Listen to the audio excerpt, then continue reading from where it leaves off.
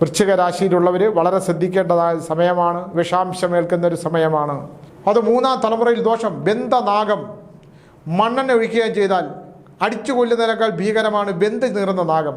ചിലതിനെ അടിച്ചു കൊന്നിട്ടെടുത്ത് തീയിലിടും. അത് അല്പപ്രാണനോടുകൂടി അത് ശപിച്ചിട്ടേ പോവുള്ളൂ. തല തല്ലിച്ചാകുന്ന നാഗങ്ങളുണ്ട്. നമസ്കാരം. ഞാനെപ്പോഴും നാഗങ്ങളെ സ്നേഹിക്കുന്ന ഒരാളാണ്. നാഗങ്ങളെ ചേർത്ത് പിടിക്കാൻ ഇഷ്ടപ്പെടുന്ന ഒരാളാണ്. എൻ്റെ അനന്തഭദ്രം എന്ന സിനിമയിലെ കുഞ്ഞൂട്ടനും അനന്തഭദ്രം സിനിമയിലെ നാഗങ്ങളും നാഗമാണിക്യവും ഒക്കെ അത് കണ്ടവർക്ക് ഓർമ്മയുണ്ടാകും. അനന്തഭദ്രം എന്ന് പറയുന്ന നോവൽ ഇപ്പോൾ 20ാം പതിപ്പാകാൻ പോകുന്നു. നാഗങ്ങളെക്കുറിച്ചുള്ള മണികർണിക എന്ന് പറയുന്ന നോവൽ എഴുതി.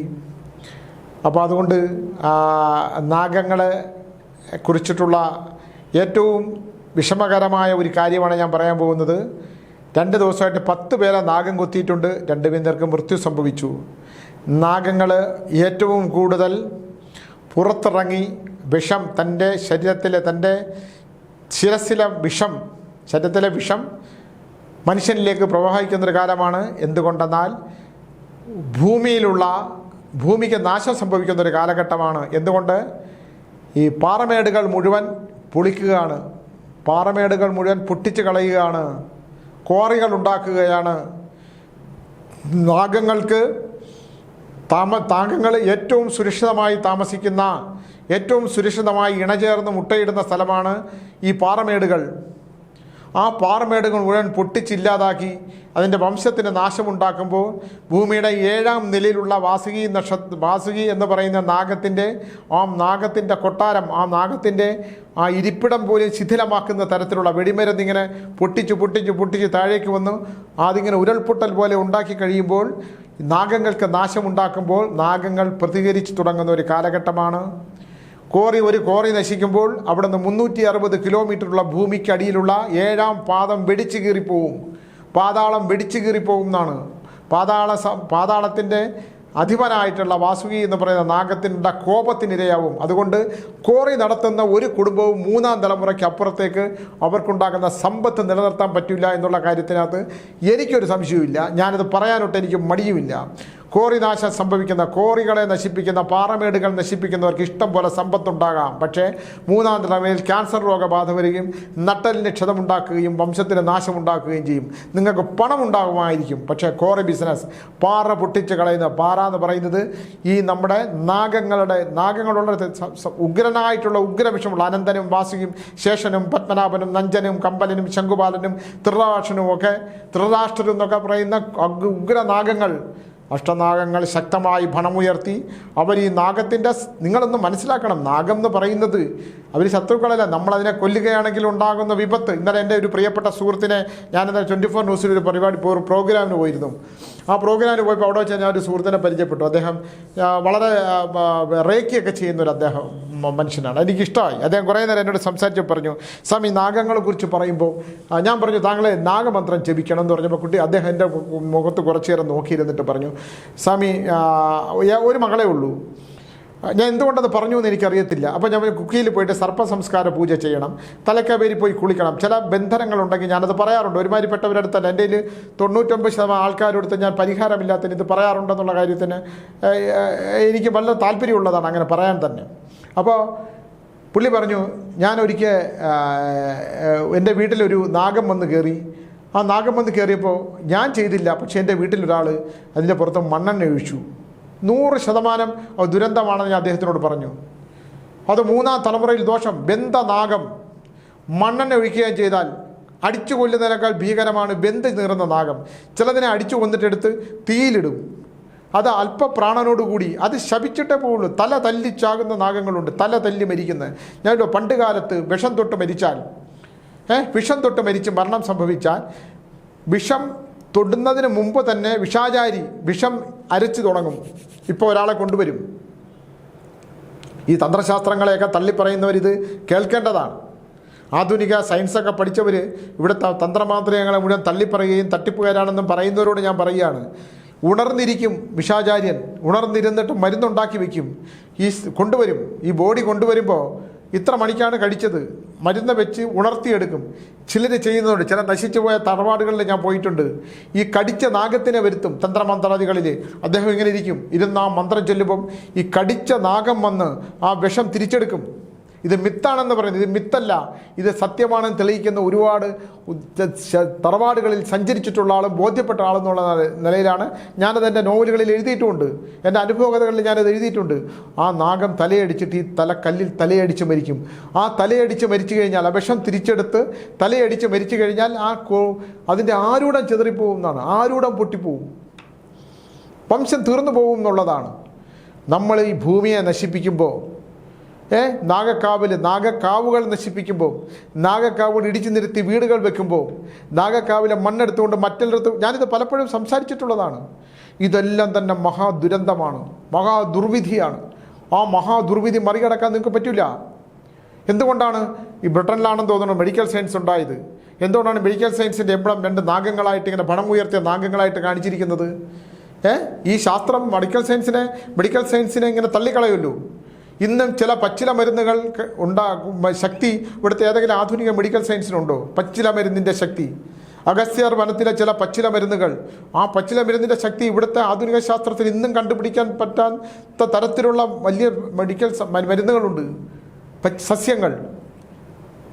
അപ്പം ഈ അങ്ങനെ കൊടും കാടിനുള്ളിൽ നമ്മളെ ഞെട്ടിപ്പിക്കുന്ന ജീവനത്തിന് ആയുസ്സിന് 1000 വർഷം ജീവിക്കുന്ന തരത്തിലുള്ള, നൂറുകണക്കിന് വർഷം മനുഷ്യൻ ആരോഗ്യത്തോട് ജീവിക്കാൻ തരത്തിലുള്ള ഔഷധ സസ്യങ്ങളുണ്ടെന്നാണ് പറയുന്നത്.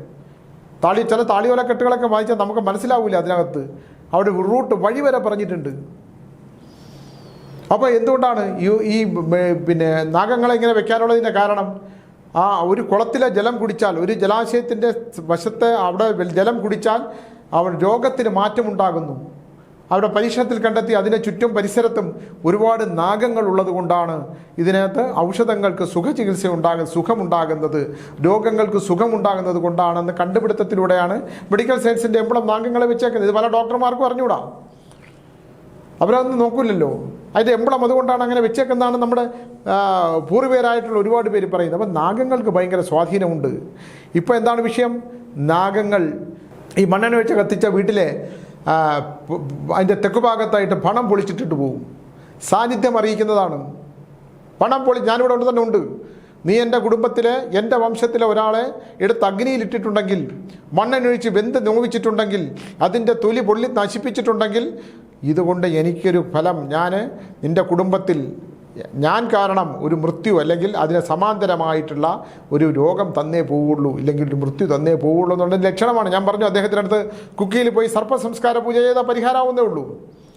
നമ്മൾ നാഗത്തിനെ ദോഷപ്പെടുത്തുന്ന ഒന്നും ചെയ്യാൻ പാടില്ല. ഇപ്പോൾ എൻ്റെ കൂടെ സുരേഷ് കാർത്തിക് എന്ന് പറഞ്ഞാൽ, ഞാൻ ഇപ്പോൾ തമിഴിലൊരു സബ്ജക്റ്റിനായിട്ട് ഡിസ്കഷനിലാണ്. അപ്പോൾ അത് എഴുതാനായിട്ട് തമിഴ് മലയാളം അറിയാവുന്ന ഒരാൾ വരണമെന്ന് പറഞ്ഞപ്പോൾ എൻ്റെ അടുത്ത് സുരേഷ് കാർത്തിക് എന്ന് നമ്മുടെ സുഹൃത്ത് എൻ്റെ അടുത്ത് വന്നു. അപ്പോൾ അദ്ദേഹം വിവാഹം കഴിച്ചിട്ടില്ല, പക്ഷേ അദ്ദേഹത്തിന് ആത്മീയമായിട്ടുള്ളൊരു വഴിയാണ് കണ്ടിട്ടുള്ളത്. വളരെ ശാന്തനായ ചെറുപ്പക്കാരനാണ്. അപ്പോൾ ഞാൻ ഈ എഴുത്തൊക്കെ കഴിഞ്ഞ് കുറച്ച് നേരം മിണ്ടായിരുന്നപ്പോൾ ചോദിച്ചു, എന്താ സുരേഷ് വിവാഹം കഴിച്ചില്ലേ എന്ന് ചോദിച്ചു. ഇല്ല സ്വാമി. അപ്പോൾ ഞാൻ ചോദിച്ചു, കടുത്ത സർപ്പത്തിൻ്റെ ദോഷമുണ്ടല്ലോ വിവാഹം ബന്ധിച്ച്. ഇപ്പോൾ ചിലതിൻ്റെ അടിയിൽ വന്ന സ്വാമി പിന്നെ വിവാഹം ബന്ധിച്ച്, ഈ സ്വാമിക്ക് വട്ടാണ്, ഭ്രാന്താണെന്നൊക്കെ പറയുന്ന ഒരുപാട് പേരുണ്ട്. ഞാനത് വിഷയമായിട്ട് എടുക്കാറില്ല. അങ്ങനെ ഭ്രാന്തെന്ന് പറഞ്ഞാൽ ഞാൻ കേൾക്കാം, നിങ്ങളിത് കേൾക്കണ്ട അല്ലേ, കേൾക്കാതിരുന്നാൽ മതിയല്ലോ. അപ്പോൾ സുരേഷ് പറയുകയാണ്, ഞാനൊരു വഴി പറഞ്ഞു, ഞാനൊരു സ്ഥലം പറയാം, ആ സ്ഥലത്ത് വെച്ച് എന്തെങ്കിലും സംഭവിച്ചിട്ടുണ്ടോ എന്നുള്ളത് നോക്കാൻ പറഞ്ഞു. അപ്പോൾ ഞാൻ പറഞ്ഞു, ഇങ്ങനൊരു സ്ഥലമാണ്, ഇങ്ങനൊരു വഴിയാണ്, ഈ വഴിയിൽ 2 സൈഡിലും പഴയ വേലിക്കെട്ടുകൾ, വേലി എന്ന് പറയും, ഇന്നത്തെ ആൾക്കാർക്ക് അതില്ല, അറിഞ്ഞൂടാ. കാരണം വേലികെട്ട പണ്ട് ഈ 2 പുരയിടങ്ങളൊക്കെ ഉണ്ടെങ്കിൽ, പുരയിടം എന്നാണ് ഞങ്ങൾ പറയുക, അതിൻ്റെ സൈഡിൽ കൂടെ ഇങ്ങനെ വേലിപ്പത്തൽ ഇങ്ങനെ ഉണ്ടാകും, മരങ്ങൾ മുറിച്ച് നാട്ടിയിട്ട് അതിലിങ്ങനെ വേലി ഉണ്ടാകും. അതിൻ്റെ സൈഡിൽ കൂടെ ചെറിയ ചെറിയ ഇടനാഴികൾ, ഇവിടെ പഴയ സിനിമ ഉണ്ടാണ്, അതിലൊക്കെ കാണും അതിനകത്ത്. അപ്പോൾ ഒരു ഉച്ച കഴിഞ്ഞ സമയത്ത് പോകുമ്പോൾ ഞാൻ അദ്ദേഹത്തോട് ചോദിക്കണം, ഉച്ച കഴിഞ്ഞ സമയത്ത് നിങ്ങൾ പോകുമ്പോൾ നാഗത്തിനെ കൊന്നതായിട്ടൊരു ലക്ഷണമുണ്ട്, അതാണ് നിങ്ങളുടെ ജീവിതത്തിനെയും വിവാഹത്തിനെയും ബന്ധിച്ചേക്കുന്നത്. എന്താണ് കാരണം? സുരക്ഷിതതായിപ്പോൾ ഞാൻ ഇങ്ങോട്ട് വരാൻ നേരത്തെ എന്നെ വിളിച്ചിരുന്നു, കാരണം എൻ്റെ സഹായിയായിട്ട് ഇപ്പോൾ എഴുതിക്കൊണ്ടിരിക്കുവാണ്. അപ്പോൾ അദ്ദേഹം പറഞ്ഞു, ശരിയാണ്, ഞാനിങ്ങനെ പോകുമ്പോൾ ഞാൻ വെറുതെ ഇങ്ങനെ എൻ്റെ കയ്യിലൊരു കത്തി ഉണ്ടായിരുന്നു, ഞാനിങ്ങനെ ചെറിയ ചെടികളൊക്കെ വെട്ടി പശുവിന് പുല്ലിറക്കാനോ എന്തോ ഒരു കാര്യത്തിൽ ഇങ്ങനെ പോവുകയാണ്, എൻ്റെ ഒരു കത്തി ഉണ്ടായിരുന്നു. നോക്കുമ്പോൾ കുറേ നാഗങ്ങളും നാഗക്കുഞ്ഞുങ്ങളെ ഇങ്ങനെ കണ്ടു. എനിക്കും തോന്നിയില്ല, എനിക്ക് ഭയം തോന്നിയിട്ടാണെന്ന് അറിയത്തില്ല, ഞാൻ എല്ലാത്തിനും ഇങ്ങനെ അരിഞ്ഞു കളഞ്ഞു. പോരെ. നാഗത്തിൻ്റെ കുട്ടികളെയും കത്തി കൊണ്ടിങ്ങനെ അരിഞ്ഞ് മുറിച്ചു കളഞ്ഞു. ഇന്നിപ്പോൾ പ്രായം എത്രയായി, നല്ലൊരു മനുഷ്യൻ, ഫുൾ ആത്മീയമാണ്.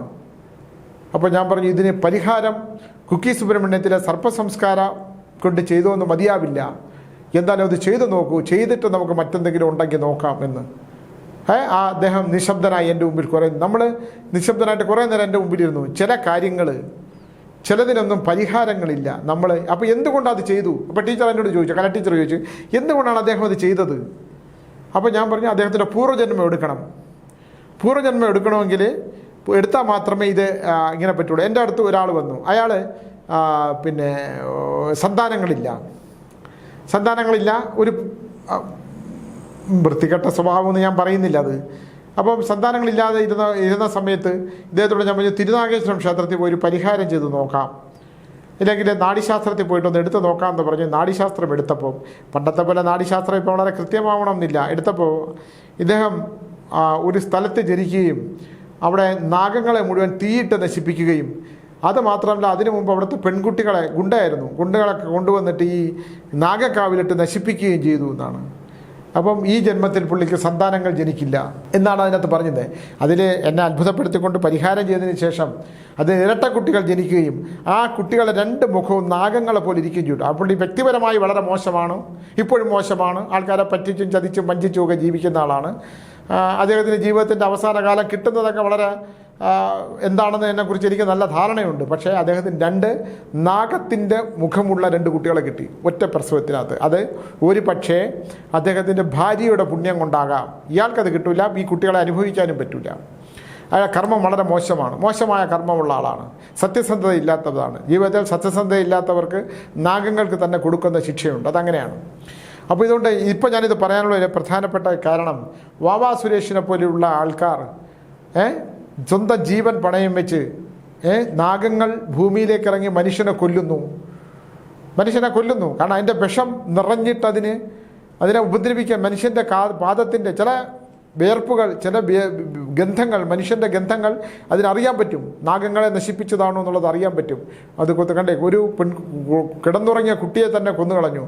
അപ്പം നമ്മൾ ഏറ്റവും ശ്രദ്ധിക്കേണ്ട ഒരു സമയം എന്ന് പറയുന്നത്, നമ്മൾ പുറത്തിറങ്ങുമ്പോൾ ഉഷ്ണം നടക്കുന്ന ഈ കാലഘട്ടത്തിൽ ഉഷ്ണമേഖലാ പ്രദേശങ്ങളിൽ, പാറമേടുകളിൽ പാറക്കെട്ടുകൾ പൊട്ടിച്ചിരിക്കുന്ന മേഖലകളിൽ ഒരു 10-15 കിലോമീറ്റർ ഉള്ളിലുള്ളവർ നാഗങ്ങൾ ആ പാറമേടുകളിൽ നിന്ന് പുറത്തിറങ്ങും, കുറ്റിക്കാടുകളിൽ നിന്ന് പുറത്തിറങ്ങും, തണുത്ത പ്രദേശങ്ങളിൽ വന്ന് കിടക്കും.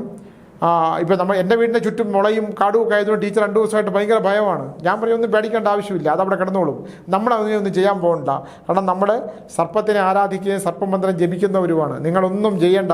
അനന്തം വാസുയും ശേഷൻ പത്മനാഭൻ നഞ്ചൻ കമ്പരൻ ശംഖുപാലന്തൃതാക്ഷൻ ദക്ഷയൻ കാളിയന്തത ഏതാനി നമനാമാനി നാഗനഞ്ചമനാത്മനാം സായങ്കാലേ പാഠേ നിത്യം പ്രാതേകാലേ വിശേഷത തസ്യ വിഷഭയാം നാസ്തി സർവത്ര വിജയീ ഭവൻ എന്ന മന്ത്രവും ഓം വിനായതനയെ വിശ്വനാഗേശ്വരി ക്ലീം നാഗ യക്ഷിയ യക്ഷിണി സ്വാഹ നമഃ. ഇനിയിപ്പോൾ മറ്റത് ചൊല്ലാൻ പറ്റിയില്ലെങ്കിൽ പോലും ഓം വിനായതനയെ വിശ്വനാഗേശ്വരി ക്ലീം നാഗ യക്ഷിയ യക്ഷിണി സ്വാഹ നമഃ. ഇത് 8 തവണ ഒന്ന് ചൊല്ലി നോക്കൂ. നമ്മുടെ ഓർമ്മയ്ക്ക് മാറ്റമുണ്ടാകും, നമ്മുടെ ഞരമ്പുകൾക്ക് മാറ്റമുണ്ടാകും, നമ്മുടെ ശാരീരികമായ ക്ഷീണത്തിന് മാറ്റമുണ്ടാകും. സർപ്പം അനുഗ്രഹിച്ചാൽ കിട്ടാത്ത ഒന്നുമില്ല. ഞാൻ പ്രധാനമായിട്ട് മറ്റ് മന്ത്രങ്ങളൊന്നും ഇപ്പോൾ ജപിക്കാറില്ല. പക്ഷേ നിർബന്ധമായിട്ട് സർപ്പമന്ത്രം രാവിലെയും രാത്രിയും 8 തവണ ജപിക്കും. എനിക്ക് 63 വയസ്സായി. 63 വയസ്സായ ഒരാൾ, ഞാൻ ഇന്നലെ അവിടെ കുറവലങ്ങാടും കഴിഞ്ഞ് പിറവും കഴിഞ്ഞ് മണിയുടെ എന്നൊരു സ്ഥലത്ത് പോയിട്ട് അവിടെ 24 ഒരു പ്രോഗ്രാം ചെയ്ത് ഒറ്റയ്ക്ക് കാർ ഓടിച്ച് പോയിട്ട് വന്നു. അതൊക്കെ ഈശ്വരൻ തരുന്ന ഊർജ്ജമാണ്. എന്നും അത് ഉണ്ടാവണമെന്ന് നമുക്ക് ഉറപ്പില്ല, നാളെ നമ്മൾ ഉണ്ടാവണമെന്ന് പോലും ഉറപ്പില്ല. നാളെ ഇവിടെ വന്നിരുന്ന് ഇതേപോലുള്ള ഇങ്ങനെ വർത്തമാനം പറയാൻ പറ്റുമെന്ന് നമുക്ക് ഉറപ്പില്ല. പക്ഷേ ഇന്ന് നമുക്ക് ആ ഊർജ്ജം നാഗങ്ങൾ തരുന്നതാണ്. നമ്മൾ വളരെ ശ്രദ്ധിക്കണം. സന്ധ്യകൾ സമയത്ത് 5:30 മണി കഴിഞ്ഞ് കഴിഞ്ഞാൽ സൂര്യൻ അസ്തമിക്കുന്ന സമയത്ത്, സൂര്യാസ്തമയത്തിന് മുമ്പ് ഭൂമിയിലെ ചൂട്, അതിൻ്റെ താപം ഇങ്ങനെ നല്ല ഉയർന്ന് 8 മണി കഴിയും ആ താപം താഴാൻ. അപ്പോൾ സർപ്പങ്ങൾ ഭണമുയർത്തി പുറത്തിറങ്ങും. ആ പുറത്തിറങ്ങുന്ന സമയത്ത് ഉണ്ടാകാവുന്ന ഒരു മാറ്റമുണ്ട്. ഇത് ഭണം പൊളിച്ചു കളയുന്ന സമയമാണ്. ഭണം പൊളിക്കുന്ന സമയത്ത് അതുവഴി ആര് പോയാലും കൊത്തും. അതുകൊണ്ട് അസ്തമയ സമയങ്ങൾ പുറത്തിറങ്ങുന്നവർ, റബ്ബർ മരങ്ങൾക്കിടയിലൂടെ സഞ്ചരിക്കുന്നവർ, ആൾവാസമില്ലാത്ത വീടുകളിലൂടെ സഞ്ചരിക്കുന്നവർ തണുത്ത ജലം കിടക്കുന്ന തണുത്ത ഭൂമി, വെള്ളം കെട്ടിക്കിടക്കുന്ന സ്ഥലത്തിന് തീരത്ത് ഇത് കിടക്കും. വെള്ളം കുളിക്കുന്ന സ്ഥലമാണെങ്കിൽ ആ കുളിക്കുന്ന സ്ഥലത്ത് ജലാംശം ഉണ്ടെങ്കിൽ അതിൻ്റെ തീരത്തായിട്ട് അതിങ്ങനെ കിടക്കും. പക്ഷെ മനുഷ്യൻ്റെ വാസം കൊത്തും. നിങ്ങൾ വളരെ ശ്രദ്ധിക്കണം. വരാൻ പോകുന്ന 90 ദിവസത്തിൽ സർപ്പദംസനമേക്കാൻ സാധ്യതയുള്ള ചില നക്ഷത്രങ്ങളുണ്ട്. അതിൽ ഞാൻ പ്രധാനമായിട്ട് പറഞ്ഞാൽ നിങ്ങൾ പേടിക്കും. അതുകൊണ്ട് ഞാൻ അതിനെക്കുറിച്ച് നക്ഷത്രങ്ങളുടെ പേര് എന്നിട്ട് ഞാൻ എടുത്ത് പറയുന്നില്ല. വൃശ്ചിക രാശിയിലുള്ളവർ വളരെ ശ്രദ്ധിക്കണം. വൃശ്ചിക രാശിയിലുള്ളവർ വളരെ ശ്രദ്ധിക്കേണ്ടതായ സമയമാണ്. വിഷാംശമേൽക്കുന്നൊരു സമയമാണ്. അതുകൊണ്ട് വൃശ്ചിക രാശിക്കാർ സന്ധ്യാസമയങ്ങളിൽ പുറത്തിറങ്ങുമ്പോൾ ഒന്ന് ശ്രദ്ധിക്കുന്ന വളരെ നല്ലതാണ്. പ്രകാശം ഈ ഒരു പീരീഡ് എന്ന് പറയുന്നത് നമുക്ക് വിഷാംശം ഏൽക്കാൻ പറ്റുന്ന സമയമായതുകൊണ്ട് വിഷാംശം തുലാം രാശിയല്ല, വൃശ്ചിക രാശി. അപ്പോൾ അതുകൊണ്ട് ഇത്തരം സമയങ്ങളൊന്ന് ശ്രദ്ധിക്കണം. മകീരം നക്ഷത്രങ്ങളും മകീരം നക്ഷത്രങ്ങളും മകീരം നക്ഷത്രത്തിനൊക്കെ ശ്വാസം മുട്ടൽ സംബന്ധിച്ചിട്ടുള്ള അതൊക്കെ വിശദമായ ഒരു പഠനം എനിക്ക് ആവശ്യമുണ്ട്. പഠനമല്ല, ഞാനൊന്ന് ഗഹനമായി ചിന്തിക്കേണ്ട ആവശ്യമുണ്ട്. ഞാനെല്ലാം എടുക്കുമ്പോൾ ജ്യോതിഷത്തിൽ ഉത്തമമായിട്ടുള്ള രാജയോഗങ്ങളൊക്കെ പറയുന്നുണ്ട്. ഞാൻ ഇന്നലെ പറഞ്ഞ പോലെ ഒരുപാട് നിങ്ങളുടെ ജീവിതത്തിലെ ഗതിവിഗതികൾ മുഴുവൻ മാറ്റാൻ പോവാണ്. നിങ്ങൾ കോടീശ്വരന്മാരാകാൻ പോവാണ്. നിങ്ങളുടെ ജീവിതത്തിൽ എല്ലാ ബുദ്ധിമുട്ടുകളും പറയാവുന്ന ഗ്രഹനിലകളെല്ലാം ഉത്തമമാണെങ്കിൽ പോലും ഞാൻ പൂർവ്വജന്മം നോക്കുമ്പോൾ അത് ഉത്തമത്തിലാകണം എന്നില്ല. ഒരാൾ കുറേ കാലമായിട്ട് കിടക്കുകയാണ്, അയാൾക്ക് ജാതകം ഉത്തമമാകുമ്പോൾ അയാളൊന്ന് എണീറ്റിരിക്കാനല്ല പറ്റുന്നത്. അയാൾക്ക് ഇത്രയും കാലം ശ്വാസതടസ്സമുണ്ടെങ്കിൽ നന്നായി ശ്വസിക്കാൻ പറ്റും എന്ന് മാത്രമേ ഉള്ളൂ. എഴുന്നേറ്റിരിക്കാൻ പറ്റത്തില്ല. അതുകൊണ്ട് ഗ്രഹനിലകൾ മാത്രം പഠിച്ച് ഗ്രഹനിലകൾ മാത്രം കണ്ടിട്ട് മാത്രം നമുക്ക് ഒരാളുടെ ജീവിതത്തിൻ്റെ അവസ്ഥകൾ ചിന്തിക്കാൻ പറ്റില്ല. നമ്മുടെ പൂർവ്വജന്മത്തിലെ കർമ്മങ്ങളാണ് ഈ ജന്മവുമായിട്ട് ബന്ധപ്പെട്ടിരിക്കുന്നത്. ഗ്രഹങ്ങൾ കറക്റ്റായിട്ട് കറങ്ങി വരുമ്പോൾ ഈ ജന്മവുമായിട്ട് ഇത് ബന്ധം വരും. ഇഷ്ടപ്പെട്ട വിവാഹം കഴിച്ചിട്ടുണ്ടെങ്കിൽ വിവാഹം കഴിച്ചിട്ടുണ്ട്, എല്ലാവരും പറഞ്ഞു ജാതകം ചേരത്തില്ല, ഒരു കാരണവശാലും വിവാഹം കഴിക്കരുത്. ഇല്ല, അദ്ദേഹം ഇല്ലെങ്കിൽ എനിക്ക് പറ്റൂല. എനിക്ക് കഴിഞ്ഞ ദിവസം ഞാനൊരു കാര്യം നിങ്ങൾ പറഞ്ഞിട്ടുണ്ടോ എന്ന് എനിക്ക് അറിഞ്ഞൂടാ. കണ്ടില്ലേ, വിവാഹ പൊരുത്തം നടക്കരുത്, ഈ വിവാഹം നടത്തരുതെന്ന് ഞാൻ ഉറപ്പിച്ച് പറഞ്ഞതാണ്. ആ പെൺകുട്ടിക്ക് ആ കല്യാണം തന്നെ മതി. എനിക്ക് ഭ്രാന്താണെന്നാണ് പറഞ്ഞത്, ആ സ്വാമിക്ക് പട്ടാണെന്ന്. കഴിഞ്ഞ ദിവസം ആ പയ്യൻ്റെ അമ്മ ആ പെൺകുട്ടിയെ പോയി കണ്ടു പറഞ്ഞു, ഇവൻ ശരിയല്ല, ഇവനെ വിവാഹം കഴിക്കരുത്, ഇവൻ ഇങ്ങനെയൊക്കെ ഉള്ളവനാണ്, ഇവനെ വിവാഹം കഴിച്ചാൽ ഞാൻ ആ വിവാഹത്തിന് വരില്ല, ഇവനെ കൊണ്ട് എൻ്റെ വീട്ടിൽ പോകാൻ താമസിക്കാനും പറ്റില്ല, ഇവൻ വളരെ മോശമാണ്, ഇവൻ ലഹരി പദാർത്ഥം മാത്രമല്ല, ഇവൻ സ്ത്രീകളുമായിട്ട് ഹിതമല്ലാത്ത ബന്ധം, ഇവൻ എൻ്റെ സ്വന്തം എന്ന് ആലോചിക്കണം. അമ്മയുടെ അനിയത്തിയുമായിട്ട് ശാരീരിക ബന്ധം ഉണ്ടാക്കിയെന്ന് കണ്ണിൽ നേരിട്ട് കണ്ടവനാണ് ഈ അമ്മ. നീ അവനെ വിവാഹം കഴിക്കരുതെന്ന് മുഖത്ത് നോക്കി പറഞ്ഞു ആ പെൺകുട്ടിയുടെ അമ്മ എന്നെ കാണാൻ വന്നിരുന്നു. എന്നെ കണ്ടു, സ്വാമി ഇനി എന്ത് ചെയ്യണം, അവൾ ആത്മഹത്യ ചെയ്യുമെന്നാണ് പറഞ്ഞെന്നു. ഞാൻ കുറേ നേരം മിണ്ടാതിരുന്നു. ഞാൻ പറഞ്ഞു ചെയ്യട്ടെ, ഇങ്ങനെയൊക്കെ ഉള്ളത്. നമ്മൾ ഈ ഫലങ്ങൾ പറയുമല്ലോ, ഇത് വരാൻ പോകുന്നതിനെക്കുറിച്ചല്ലേ നമ്മൾ പറയാൻ പോകുന്നത്. ഇത് വിശ്വസിക്കുന്നവർക്ക് വിശ്വസിക്കാം, നമുക്കത് മാറ്റാനൊന്നും പറ്റൂലല്ലോ. ഇവിടെ പരിഹാരം ചെയ്താൽ തന്നെ മാറ്റമില്ല, പരിഹാരങ്ങളില്ല. എന്നാലും ഞാൻ എന്തെങ്കിലുമൊക്കെ ഉണ്ടെങ്കിൽ ഞാൻ കണ്ടെടുത്തൊക്കെ പറയും ഇതൊക്കെ ചെയ്യാൻ. അന്ന് ആലോചിച്ച് നോക്കുക, ആ പയ്യൻ്റെ അമ്മ വന്നിട്ട് ഈ പെൺകുട്ടികൾ, എനിക്കറിയാം നല്ല കാണാനൊക്കെ നല്ല പെൺകുട്ടിയാണ്, അവരുടെ അടുത്ത് പറയണം എൻ്റെ അനിയത്തി ഇന്ന് ആലോചിക്കണം, കുഞ്ഞമ്മയായിട്ട് ഇവനെ ബന്ധമുണ്ട്, ഞാൻ എൻ്റെ കണ്ണുകൊണ്ട് കണ്ടാണ്, നീ അവളെ കല്യാണം കഴിക്കരുത് എന്ന് ഈ അമ്മ ഒന്ന് പറഞ്ഞപ്പോൾ ആ കുട്ടി അപ്പോഴാണ് നിശ്ചലമായിട്ടിരിക്കുന്നത്. എന്നിട്ടും അതിൻ്റെ 50% മനസ്സ്. എന്ത് വശീകരണമാണെന്ന് എനിക്ക് അറിഞ്ഞുകൂടാ. ആ അമ്മ പറയണം, ഞാൻ നിന്നതിപ്പില്ല സ്വാമി, ഞാനങ്ങ്. ആ പെൺകുട്ടിയുടെ അമ്മ അവരൊരു പാവ സ്ത്രീ, ഒരു വിധവയായ അമ്മ. ഞാൻ പറഞ്ഞു, നിങ്ങൾ എന്തിനാണ് ഇതിനെയൊക്കെ പെറ്റുവെച്ചത്? നിങ്ങൾ എന്തെങ്കിലുമായിട്ട് എങ്ങനെയെങ്കിലും പോട്ടെന്ന് വിചാരിക്കും. ആ പെൺകുട്ടിക്ക് ഒരു ഉളുപ്പുമില്ല, അവളിങ്ങനെ അപ്പോഴും 2 മനസ്സാണ്. ഞാൻ പറഞ്ഞു, ഇയാളൊക്കെ മനുഷ്യ സ്ത്രീയാണോ പെൺകുട്ടി? നിങ്ങളൊക്കെ പഠിച്ച ഇവിടെ ഏതോ IT കമ്പനി ജോലി ചെയ്യുന്നതാണ്, അവനൊരു ജോലിയില്ല, അവനെന്തോ വണ്ടിയൊക്കെ എന്തൊക്കെയാണ്. ഇനി പറഞ്ഞിട്ട് വേണം എന്നെ വഴിയിലിട്ട് അടി. ടീച്ചർ പറഞ്ഞു, സ്വാമി ഇങ്ങനെയുള്ള കാര്യങ്ങളൊന്നും പോയി ഇരുന്ന് പറയരുത്, എനിക്ക് പേടിയാണ്. സ്വാമി ഈ പ്രോഗ്രാമൊക്കെ ചെയ്തിട്ട് വരുമ്പോൾ വല്ലവനും വണ്ടി കൊണ്ടിട്ട് ഇടിക്കുമെന്ന്. ഞാനിതിന് ഇടിക്കണം, ഇടിച്ചാൽ ചത്തുപോകും, അത്ര തന്നെ. ഇടിച്ചാൽ വല്ലവനും കൊല്ലാൻ വന്നാൽ കൊന്നേക്കണം, ബാക്കി ഇട്ടിട്ട് പോരുത്. പൊരുത്തം നേരെ തോക്കം കൊണ്ടുവന്നിട്ട് ആ സ്വാമിയെ ഞാൻ കൊല്ലാൻ പോകണം, നിന്നെ ഞാൻ കൊല്ലാൻ പോകണം, നീ കള്ള സ്വാമിയാണെന്ന് പറഞ്ഞാൽ നീ വെടിവെച്ച് കൊന്നിട്ട് പോകും, നീ പകുതി ജീവനോട് ഇട്ടിട്ട് പോരുത്, കൊന്നിട്ട് പോകുമെന്ന് പറയുന്നതാണ്. 1000 വർഷം ഭീരുവായിട്ട് ജീവിക്കുന്നതിനേക്കാൾ നല്ലത് ഇല്ലേ, ഒരു നിമിഷം നമ്മൾ ധീരനായിട്ടങ്ങ് മരിക്കുന്നതാണ്, ധീരനായിട്ട് നമ്മളങ്ങ് ചിന്തിക്കുന്നതാണ്. ടീച്ചറിന് പേടിയാണ്. എൻ്റെ അടുത്ത് പറഞ്ഞ DNA പ്രോഗ്രാം സ്വാമി ചെയ്യണ്ട, എനിക്ക് പേടിയാണ് സ്വാമി, ഇതൊക്കെ എന്തിനു വിളിച്ചു പറയണേ, ഇന്ന് എൻ്റെ അടുത്ത് പറഞ്ഞതാണ്. ഞാനിന്ന് ഫോണിൽ കൂടെ ഒരാൾ ഇതുപോലെ വിളിച്ച് പറഞ്ഞപ്പോൾ ഞാൻ ഇങ്ങനെ വഴക്ക് പറഞ്ഞു. ഞാൻ നിങ്ങളുടെ അടുത്ത് പറഞ്ഞതില്ലേ ആ കല്യാണം നടത്തരുതെന്ന് ഇല്ലേ? അവന് അത് അടുത്തത് ഒരു കല്യാണത്തിന് പ്രപ്പോസൽ കൊണ്ടുവന്നു. ഞാൻ പറഞ്ഞു ഈ കല്യാണം നടത്തരുത്, ഈ കുട്ടിയാണെങ്കിൽ ഒരു ജാതകവും ചേരൂല്ല, അപ്പോൾ ഈ ജാതകമേ ചേരുള്ളൂ. യാതൊരു നല്ല ജ്യോതിഷ പണ്ഡിതൻ പറഞ്ഞ് ഈ കല്യാണം നടന്നില്ലെങ്കിൽ നടക്കൂല എന്ന്.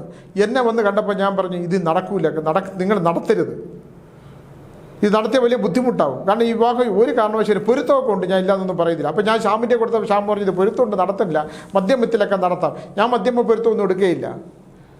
എനിക്ക് ജ്യോതിഷം അറിഞ്ഞതുകൊണ്ട് അവിടെ ഷാമുണ്ട്, ഉത്തമനായ ജ്യോതിഷ പണ്ഡിതനാണ്. അദ്ദേഹം പറയും എൻ്റെ അടുത്ത് പറഞ്ഞത് മധ്യമത്തിൽ വേണമെങ്കിൽ എടുക്കാം സ്വാമി, എന്തിന് ഉത്തമത്തിൽ എടുക്കണത് പൊളിഞ്ഞ് തകർന്ന് തരിപ്പണമായി പോകണം, പിന്നെ അല്ലേ മധ്യമം. കല്യാണം കഴിച്ചു കൊടുത്തേച്ച് എവിടെ കല്യാണം കഴിച്ച് അവിടെ ചെല്ലുമ്പോഴാണ് അവന് ഹിന്ദിക്കാരിൽ 2 പിള്ളേരുണ്ട്. എന്തോന്ന് ചെയ്യാൻ? അവിടെ ചെല്ലുമ്പോഴാണ് പട്ടാളക്കാരനാണ്. അവൻ പറഞ്ഞു അത് അവന് കുട്ടികളുണ്ട്, അവൾക്ക് എൻ്റെ കുട്ടികളല്ല, അത് അവളെ ഭർത്താവിനുണ്ടായ കുട്ടികളാണ്, ഞാനിപ്പോൾ അവളുമായിട്ടൊരു ബന്ധമുണ്ടായി, അത് കുഴപ്പമൊന്നുമില്ല, അവളവിടെ ജീവിച്ചോളും, എന്തെങ്കിലും ചെലവിന് കൊടുത്താൽ മതി എന്ന് അവൻ ഒരു ഉളുപ്പില്ലാതെ പറഞ്ഞു. അപ്പോൾ നമ്മളിവിടെ നോക്കി പറഞ്ഞു. എൻ്റെ പിടി ഫലം തെറ്റട്ടെ എന്നാണ് ഞാൻ എപ്പോഴും പറയുന്നത്. നമ്മളിത് അറിയാതെ പറഞ്ഞു പോകും. ടീച്ചറാണെങ്കിൽ പേടിയാണ് ഞാൻ ഇതൊക്കെ വിളിച്ച് പറയണമെന്ന്. ഇതൊക്കെ എന്തിന് സ്വാമി വിളിച്ച് പറയണത്? ഒന്നും പറയണ്ട സ്വാമി, വേറെ വല്ല ആത്മീയമായിട്ടുള്ള പ്രഭാഷണം നടത്താം. എനിക്കതറിയാമെങ്കിലേ പറയും, എനിക്ക് ആത്മീയ പ്രഭാഷണം നടത്തില്ല. എനിക്ക് എൻ്റെ അടുത്ത് വരണ മനുഷ്യരുടെ പ്രശ്നങ്ങളെ അറിയാവുള്ളൂ. ആത്മീയ പ്രഭാഷണമൊക്കെ ടീച്ചറിന് നല്ല ധാരണയുണ്ട്, പറയുകയൊക്കെ ചെയ്യും. എന്നെക്കൊണ്ട് അതൊന്നും സാധിക്കില്ല. അപ്പോൾ ഇതാണ് ഇവിടുത്തെ അവസ്ഥ. ഇതാണ് ഞാനിപ്പോൾ മറ്റൊന്ന് പറയാൻ വന്നത്. ഇപ്പം നക്ഷത്രങ്ങൾ, അപ്പോൾ എല്ലാവരും പറഞ്ഞു അയ്യോ സ്വാമി എൻ്റെ നക്ഷത്രം, ഞാൻ കാർത്തിക രോഹിണി നക്ഷത്രം, ഈ കാലത്തുകെട്ട് രോഹിണി നക്ഷത്രത്തിൻ്റെ രാജയോഗമാണ്, കാർത്തിക നക്ഷത്രത്തിൻ്റെ രാജയോഗമാണ്, ഇവിടെ നമ്മൾ ഇതുവരെ ഉണ്ടാകാത്ത എല്ലാ അത്ഭുതങ്ങളും സംഭവിക്കും എനിക്ക്. ഞാൻ പറഞ്ഞ എല്ലാം സംഭവിക്കുമല്ലോ, എല്ലാം സംഭവിക്കുമെന്നാണ് ഞാൻ പറഞ്ഞത്. സുഖ സമ്മിശ്രിതമാണ്, സുഖങ്ങളും ദുഃഖങ്ങളും കൂടെ ഇടകലർന്നതാണ്, പാലും വെള്ളവും പോലെ ഇടകലർന്നു പോവും എന്ന് വിചാരിച്ച് നമ്മളൊന്ന് ശ്രദ്ധിച്ചില്ലെങ്കിൽ ഈ കാർത്തിക നക്ഷത്രവും രോഹിണി നക്ഷത്രവും തിരുവോണം നക്ഷത്രവും തിരുവാതിര നക്ഷത്രവും ഭരണി നക്ഷത്രവും ശ്രദ്ധിക്കണമെന്നേ ഞാൻ പറഞ്ഞുള്ളൂ. നിങ്ങൾ സമയം നല്ലതാണ്, കാലം അനുകൂലമാണ്, ഗ്രഹങ്ങളെന്നും ഏറ്റവും ഉത്തമമായിട്ട് സഞ്ചരിക്കുകയാണ്, സൗരയൂഥങ്ങളൊക്കെ ഊർജ്ജസ്വലരമായിട്ട് നിൽക്കുവാണ്, ഭൂമിയുടെ ഭ്രമണപഥത്തിന് ശക്തി ഉണ്ടെന്നൊക്കെ നമ്മൾ വിചാരിച്ച് നിന്ന് കഴിഞ്ഞാൽ അശ്രദ്ധമായി ജീവിച്ചാൽ പറ്റുന്ന ആപത്തിനെ കുറിച്ച് പറഞ്ഞിട്ടുണ്ട്.